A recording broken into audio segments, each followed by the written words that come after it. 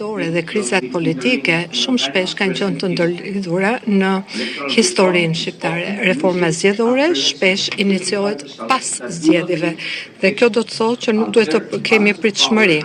Dhe kështu që balanca e power e pushtetit shpesh përdoret si diçka për të mos nxitur dialogun. Në pikpamjen tonë, ndryshimet e shpeshta që bëhen kodit zgjedhor dhe legjislacionit më shumë janë drejtuar nga strategjitë e ngushta të partive politike sesa për përmirësimet e mundura me qëllim që të reflektojnë të gjitha ato.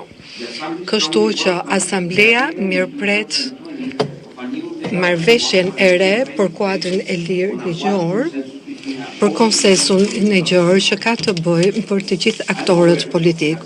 Unë jam shumë i vetëdijshëm që ndryshimet të ngjashme bëhen edhe në kuadrin ligjor, disa prej të cilave në fakt janë në kontradikt me modelin transparent për të cilën është rënë dakord më parë. Gjithsesi, është shumë e rëndësishme që reforma zgjedhore të bëhet edhe në kuadër të diskutimeve të mëdha.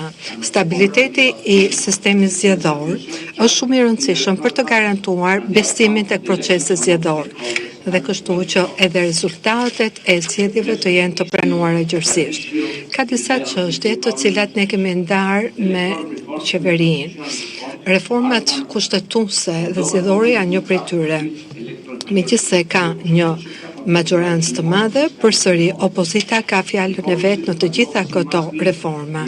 Çështjet kryesore të demokracisë duhet të jenë që reforma duhet bërë së bashku. Gjithashtu duhet të ketë dialog midis partive.